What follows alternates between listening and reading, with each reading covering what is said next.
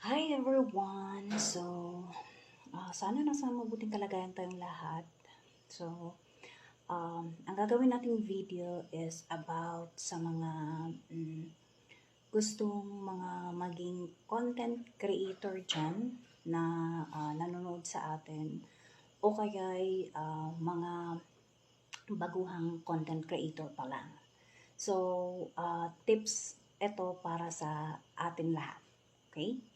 So, kapag baguhan ka pa lang as content creator dito kay Facebook, ang unang-una mong i-consider pag nag-turn on ka ng dashboard mo is kung ano yung niche na gagawin mo. Yun ang pinakauna.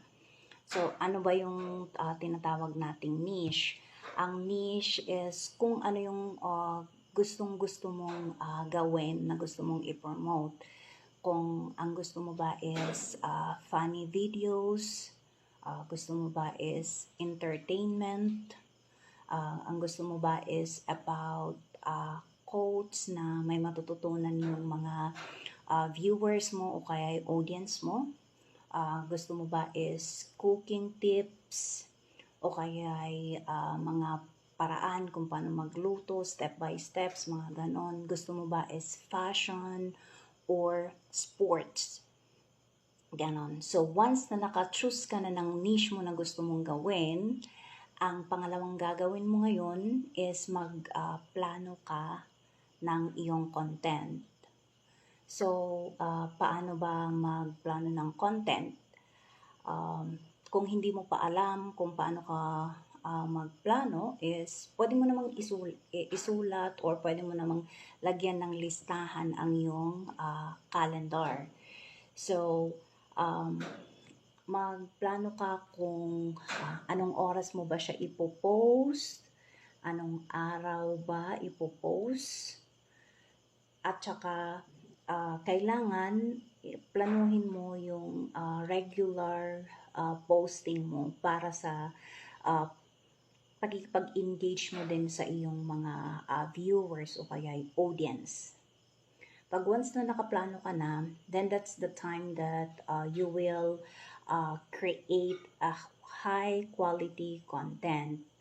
So, ano ba ang high quality content? So, ang high quality content is yung maganda yung pagkakagawa mo ng video o kaya yung picture post mo, hindi siya static o kaya hindi siya blurry, mga ganon.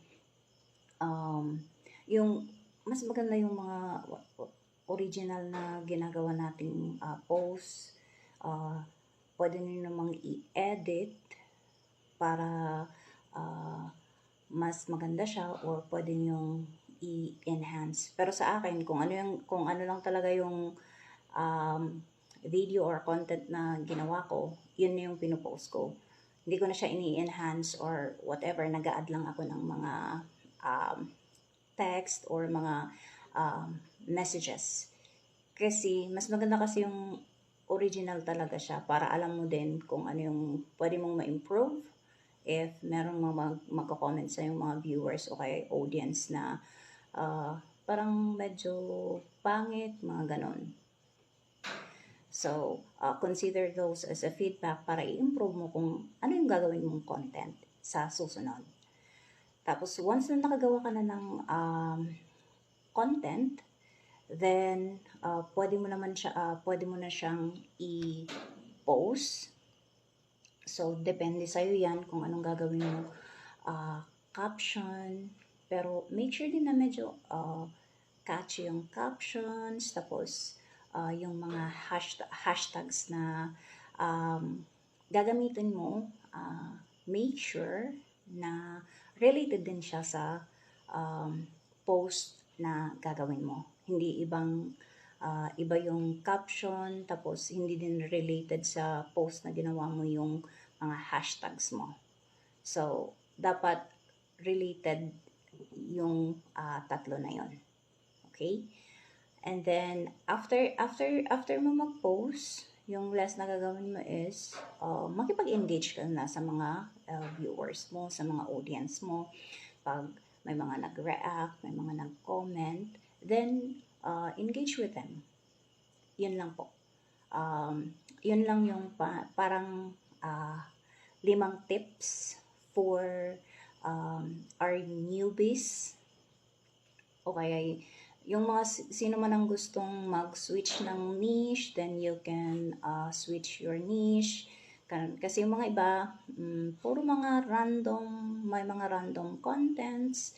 So sa mga random contents naman, as long as consistent ka sa oras ng pagpo-post mo, tama yung captions, and then tama yung hashtags mo, okay lang naman yun. So, it's up to you kung gusto mong mag-experiment muna. Gaya ng ginagawa ko, nag-experiment ako lagi. Every week, iba-iba yung post ko. Kasi hindi ako nagfo-focus sa iisang niche. Ngayon is parang random content sa akin. Yun lang. Sana may natutunan po kayo. Thank you. See you again.